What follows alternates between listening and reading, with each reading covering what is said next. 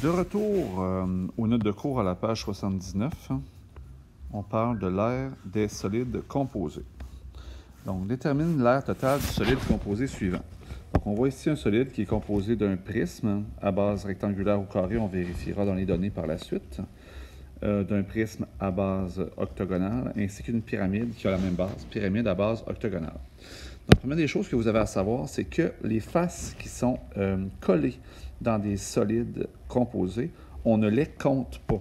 Donc, ici, entre mon prisme à base rectangulaire, je crois, ainsi que mon prisme à base octogonale, je ne compterai pas ces faces-là.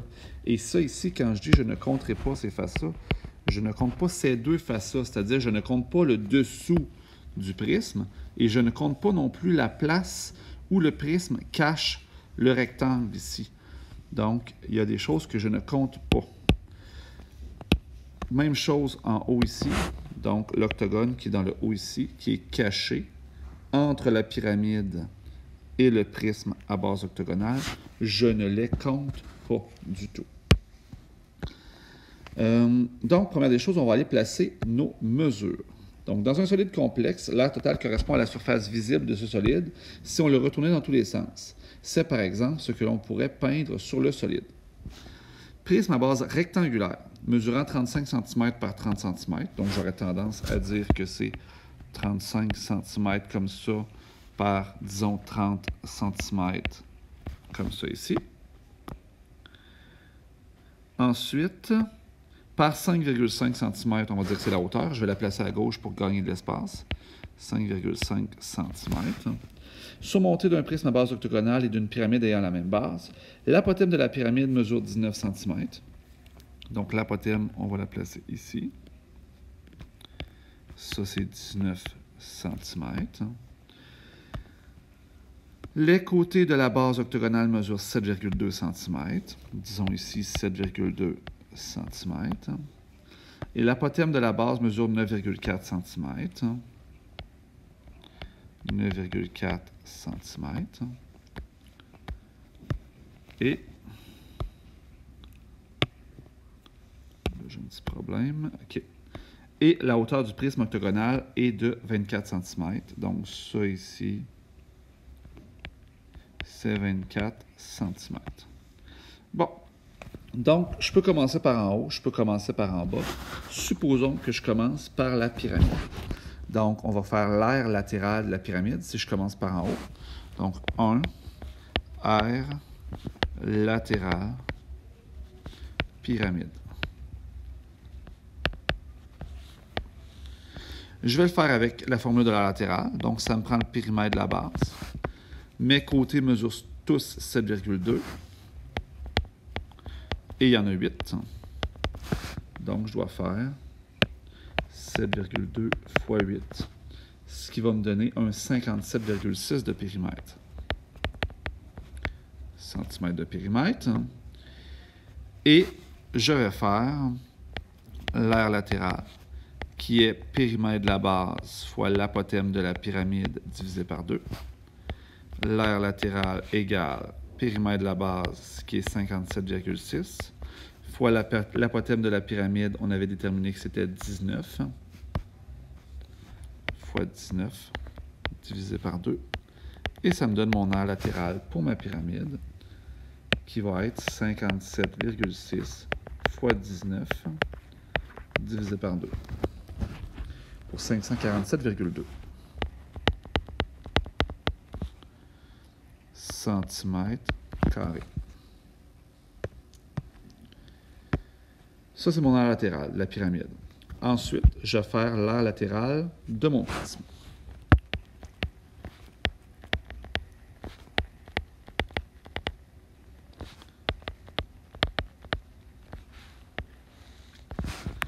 Donc, l'aire latérale de mon prisme. J'ai déjà mon périmètre, je l'ai déjà calculé dans l'étape précédente. C'est le même périmètre de base, c'est 57,6. Donc, AL égale périmètre de la base fois la hauteur du prisme.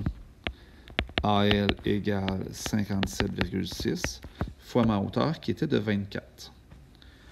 Fois 24.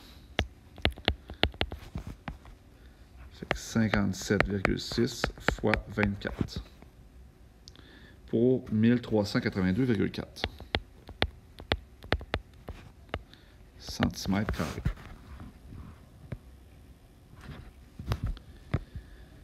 Est-ce que j'ai besoin de la base de la pyramide, les bases des prismes à base octogonale? La réponse est oui. Parce que même si je ne compte pas, ici si c'était juste ça ici, je ne le compterais pas du tout. Mais comme ici, l'octogone vient cacher une partie du rectangle, la base du dessus ici, il va falloir que je soustrais cette face-là. Donc, je dois trouver l'aire d'une base octogonale. Donc, troisième étape, on va faire l'aire d'une base octogonale. Ah, puis juste pour sauver de l'espace, si je fais d'autres étapes, je vais le déplacer comme ça. Donc, l'aire d'une base octogonale. Ma formule, c'est un octogone A égale can sur 2, ou encore P fois A sur 2. On a déjà vu cette formule-là. C fois A fois N sur 2. A égale côté 7,2 fois apothème 9,4 fois 8 côté divisé par 2. Donc, 7,2 fois 9,4 fois 8 et divisé par 2 pour 270,72. 270,72 cm². Cette mesure-là, ici, je vais la mettre en rouge pour me rappeler de bien la soustraire tout à l'heure. Et maintenant, je suis rendu dans mon prisme à base rectangulaire. Donc, quatrième étape, je vais faire les bases du prisme à base rectangulaire.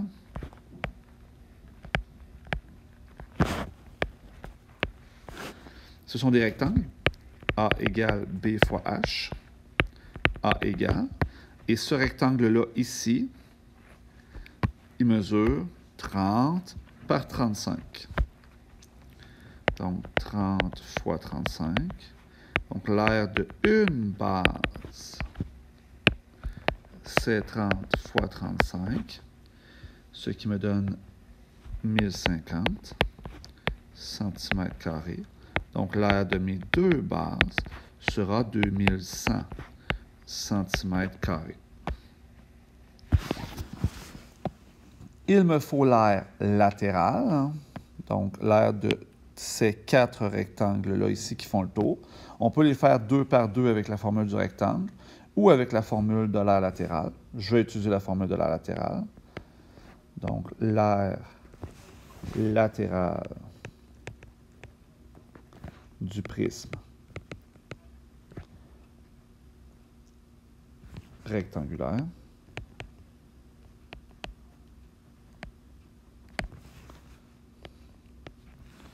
donc, le périmètre de la base, c'est l'addition des quatre côtés. C'est 30 fois 2 plus 35 fois 2. Donc, 35 fois 2, 70, plus 60, ce qui fait 130 cm. Et je fais ma formule. AL égale PB fois HP. AL égale 130 fois une hauteur de 5,5. AL égale, je vais le tasser ici, tant qu'à faire. Donc, 130 fois 5,5. Ça prend une virgule ici. Pour 715 cm². Et là, je vais être prêt à faire mon aire totale. On va tasser ça ici. Donc, aire totale.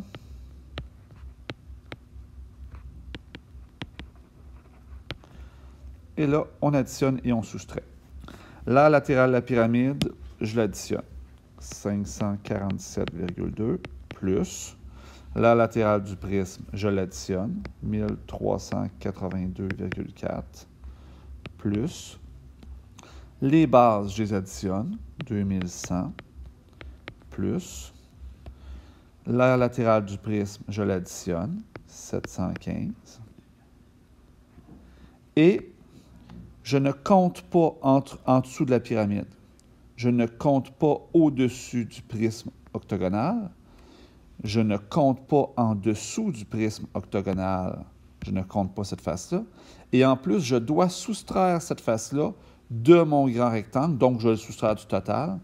Donc, le 270,72, je dois le soustraire une fois.